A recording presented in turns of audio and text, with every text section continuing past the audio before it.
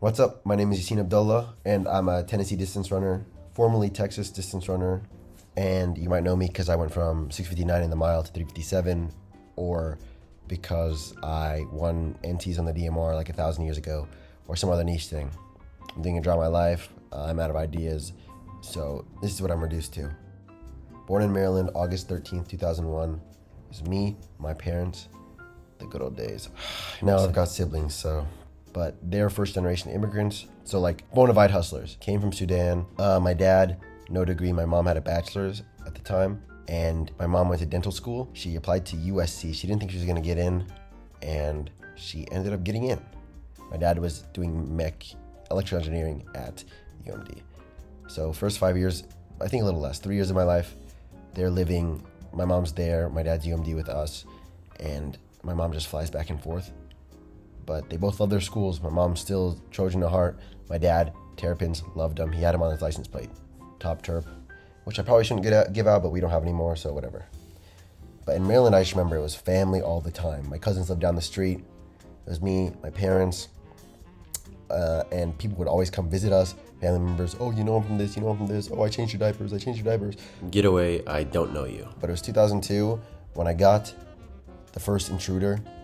It was me and my parents, and then Yusuf, my first little brother, came out of nowhere. I just remember I did not like this guy. We didn't click, we didn't mesh, did nothing. He's always in my way, taking my stuff. Only time we maybe bonded is PS2. We'd play Naruto, Dragon Ball Z, and niche one, Shaolin Showdown. I'll put up a picture. That was so fun. Me, my cousin, my brother all bonded. I remember he would always let me be player one. I was so anal about that. Didn't run there. Just video games. But then 2007 came along. It's my parents and me and my brother, and I still don't like him. And they add another one, another villain, another attention sucker. I want more attention. Why are you giving it to him? But yeah, I remember I was actually super excited when he was born because I didn't think about the consequences of more competition. We ran downstairs when he came back from the hospital. Super cute little baby. But he had bad asthma. My dad got a new job, and so we moved to Utah. And American Fork, one of the best distance schools in the country for running in high school, was right down the street. I think probably I lived in Draper, flew to Draper. I don't know if it was 40 minutes, but ish. So did I run? No. School, and then was my main thing. We didn't have family anymore, and then there was just no running. I don't know why. Probably would have been a good time to pick it up. But it was just math and viola and school, but I don't really count school. So these are my things. Before I did running, I was not an athlete at all. I would just do music, viola, and school, and guitar. 2010 came along, and it's still me and my parents. We're tight. And then my brothers are there, and another one comes. Goodness gracious, enough is enough. Like, the most important thing from this time is probably viola. I learned a lot about hard work and stuff from it, and how wanting something is not the same as working for it. I really wanted to be good at viola, but I don't think I ever practiced more than an hour a week. And so I was pretty doo-doo garbage, like objectively, just not very good. If I practiced for probably 3 weeks now, I'd be better than I was in like 6 years, 7 years I played then. But going to high school, there was a really good orchestra. People were too scared to audition. But I was like, I'll audition, and it went horrible, but I was like, at least I tried out. But then it came to like decisions, to see if I was accepted or not. I didn't even want to check. I was like, that was horrible. But I got in. And this taught me probably the first big lesson I ever learned. It's a closed mouths do not get fed. So, I mean, here's a little bigger guy and the success pie. You want to take the biggest chunk you are allowed to take. People think being shy or humble or whatever will get you rewards in the long run. It won't. Eat up, and the world will give what you ask of it. And I was terrible. So when we moved to Texas, 2015, I remember I was so upset. I was like, this is my one shot. No one else is going to be dumb enough to let me into their varsity orchestra. I don't want to leave. We went to Austin. I got there and stopped playing viola. But I did get a lot closer to my brothers. My parents were pissing me off. Why are we here? I want to be in Utah. Utah, people fighting for free. But anyways, now we're in Texas, and we got a sister, finally, fifth kid. My mom always wanted a girl, but she gave up after the fourth boy. She took her L. And then I finally started running. Not again. My freshman year, I went to Austin Peace Academy. It's a Muslim school. This is just like a little side quest, I guess. It was religious. It was like a good experience, I guess, but it was not for me. Academics weren't that challenging. And so 10th grade came around. I transferred to Lhasa. It was a magnet school. I had to take a test to get in and stuff. Top 10 in the country at the time. And I finally started running. Lhasa was super rigorous. Each year I ran faster, took harder classes, and honestly just pushed myself way more. I think I took 14 in total at the end and then got down to 15:08. But it was super good for me developmentally to be able to push myself in both ways. Hard work pays off. My first year as a sophomore, I got down to 4:53, but after that, all the big jumps were because I went to St. Stephen's. It was like a private school across Austin, and that's where I met Creighton, who was my teammate at Texas. That's where I met a bunch of my really good friends now. Training, it was horrible. So we definitely overtrained a bunch, but mentally, I think it was good for like rigor and stuff to do that at that young age. Trained harder than I do now. 12 months straight, I didn't miss a practice. I only ended up missing one day to take the ACT, actually. I wanted to skip it, but my teammates were like, don't be stupid, you need to get into college, blah, blah, blah. So I took the ACT, ended up 14 APs total in college and tests, 35 ACT, and then I was applying to college, and I got rejected. People say don't live your life for college, live your life and then use it to get into college, and that's completely true. For me, I was getting recruited by A&M, Rice, Harvard, Texas, Wake Forest. Only because of running. None of them cared that I had 35 ACT. And I got into 3 of them, and then Rice and Harvard were like, if you get in, you can be on the team.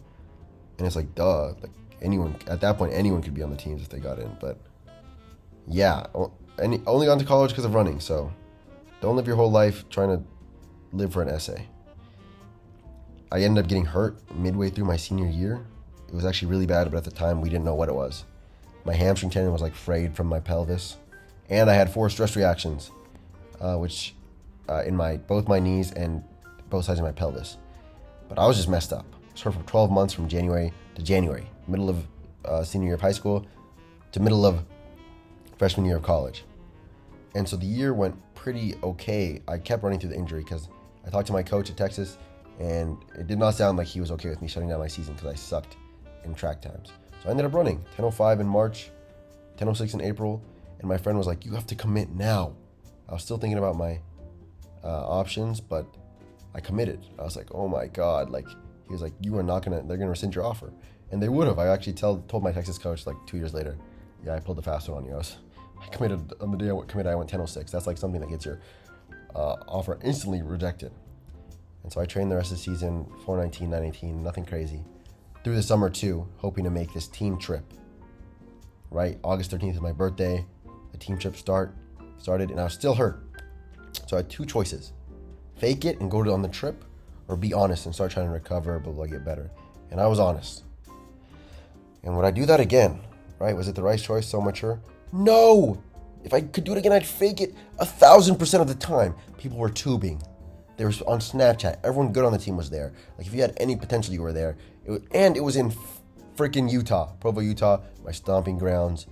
Sort of, I guess. I was there for like 7 years, from like middle of my life. But stomping grounds. They're all chilling. I could have seen some old friends. I didn't get to go. If I could do it again, of course I'm faking my injury. Who cares? I was healthy. Like, I would have been healthy like a week later, 2 weeks later. College was actually off to a wonderful start for me because I was injured and I got hit with COVID outdoor. Like, COVID canceled the season, right? And that was wonderful for me because at Texas, they'll race you if you're healthy. And COVID just saved my outdoor season because I got healthy right before it. So I got to save my freshman year. I was crappy, would have been a waste of eligibility. I spent the summer playing League of Legends and then watching One Piece, and then I grinded. So when I came back, I ran 14:15 first race, which was, I don't know, good for me back then. My PR was 15:10 before that. And then I trusted my coach and went 14:40 at the last race of the season, like 10 months later in front of my whole team. I was like, what the heck is going on here? Like, these guys are content to let me do training that won't work for me while telling me it's my fault. Like, I need to get better or quit. Like, either they're right and I just suck, or they're wrong and I need to do something about it. So I was like, I'm going to do something about it. I need to get these voices out of my ear. Yusuf Bismana, who won the 800 last year, was a mid-year transfer. and he told me about how he went to Kenya. Man, it got me right. I got fit. It's why I'm who I am now. It's wonderful, right? That's what he told me. So I booked a ticket. I was like, I'm walking the walk, not talking the talk. People talked about coming with me, but no one did. So it ended up just being me on a little plane. I went to E10, which is right south of Sudan. I probably could have planned it better and visited family or something since I was already there. But I was there for 6 weeks and I started going crazy by the end. I needed to get back. Holy crap. I was lonely. I thought it'd be hot. It was cold. Nothing really went right. All the groups were either in Paris or in Tokyo for the Olympics or shut down. Just like bunch of struggle. And so I came back. I was going crazy and I was way fitter, right? No, my first workout back, most people dropped me. Freshmen, like people who didn't do anything over the summer. I was getting clowned on. Oh, you went to Kenya and you suck. You went to Kenya and you suck. That's how it goes when you try and it doesn't work. I mean, you can't live your life trying to run away from that. But I ended up being like number 1 and number 2 on our team for most of the season. And then I got All-American and had a pretty wonderful year. School records, we won NCs on the DMR, and then we won as a team. And then outdoor went much better. No, I was burnt out. I got a little cocky, flew too close to the sun. Also, my coaches were over racing me. But by the time regionals came around, I went 31:05, which is like Parker Valby just ran 30:50 or something, 30:55. I had to shut it down, blah, blah, blah, to run the 5K. And they didn't want us to drop out at Texas, but yeah, excuses. I ran slow as hell. And so I was like, I need to get out of here. They're going to let my career die. They don't care. I want to go somewhere where like running is like taken seriously. So I hit the portal. And I also went to Worlds that summer. That was like a mini side quest because I was hurt before it. But yeah, I guess I went to Worlds. I had a stress reaction, I thought, in my back. But now I know it's SI joint impingement, really bad. So I would just cross train, hour and an hour aqua jog. I'd put on some TV and like spin in a circle in a little pool by our house. And yeah, I ended up going 14-15 off that, like no running. I was actually kind of proud of myself. And then I transferred to Tennessee, and the fall was probably the most unique thing about my running career. I didn't want to leave Texas yet because I graduated. I had to graduate with 4 more classes, but I wanted to compete for Tennessee. So we figured it out where I could enroll in both schools, fly back and forth, train alone in Texas, and get my degree while still competing for the other school. And so it was a bunch of loneliness. I thought it would be like I had friends in both places, but it ended up being like I had friends nowhere. Like people in Tennessee didn't know when I was there. People in Texas thought I was in Tennessee. Wah, wah, wah. But it was super cool experience-wise. I'm very proud of myself for doing it. No one else has done it. Not many people could. For all the crazy stuff I did, it was a pretty good year. 3rd at SECs, 33rd NCs, and then PRs across the board. But yeah, it's a good start to the season. I ran bad at nationals relative to what I wanted. But our training is very simple relative to the training I'm used to. So we went to Egypt, me and my family. Usually I say no because I've got to be in the US to train, but I was like, yeah, sure. Like I'll test if I can do training anywhere. And I could. Hit the best mileage of my life, best workouts, bang, bang, bang. Everything felt incredible in Egypt. Even though probably 60 miles each week, maybe more, was like on highways or around parking lots or just like random places. Everything felt incredible in Egypt, and I was ready to have some good races. My family was super close, wonderful trip. I finally loved my brothers actually, and my parents were turning into friends instead of parents, and my dad passed away. I mean, that's how life is sometimes. I don't have any like quote or something to make of it, but interesting how mental people say running is, because 20 something days later I had the best race of my life still to this day. I guess you could say I channeled it well, but whatever. Indoors was another big step. I made nationals, which was individually. Before I was just like a pity invite on the relay. Then outdoors I made nationals again while also doing Ramadan, which was a good challenge, but not honestly as hard as people make it out to be. But most important thing was progress. That's all you ever can look for, really. And then this year, 24 to 25 has been, or what is it, 23 to 24? But it's just been hardship. Like, things aren't clicking for the first time, like really relative to the work I put in.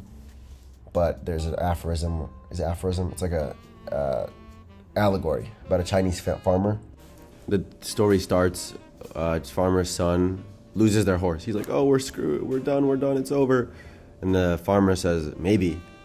And then the horse comes back with a bunch of horses. So now they got a ton of horses instead of one horse.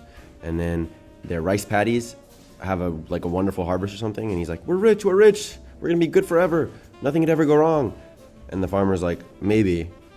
And then the son breaks his leg, and the farmer's like, he's like, oh, I can't help you. I'm sorry. We're gonna starve. We're gonna starve. The farmer's like, maybe. And then the army comes to draft all the young men, and the son's leg is broke. So he's like, oh, you can't take my son. I'm sorry. So the whole point is like, you never know how things are going to go until the end. So don't make any hasty conclusions. This year's been good and bad. So you got to take it in stride. I got 187th in cross country. I guess that was resilience. I don't know what there's something good in there. Call it resilience. Indoor, I learned more about my limits, overtrained, and then outdoor, we'll see. But it's an Olympic year. I'm blessed to be able to represent Sudan, whether or not I get a 5K standard or not. But I'm super excited, especially with YouTube. I'm going to be more consistent. I pinky promise. Thank you for watching. Mwah.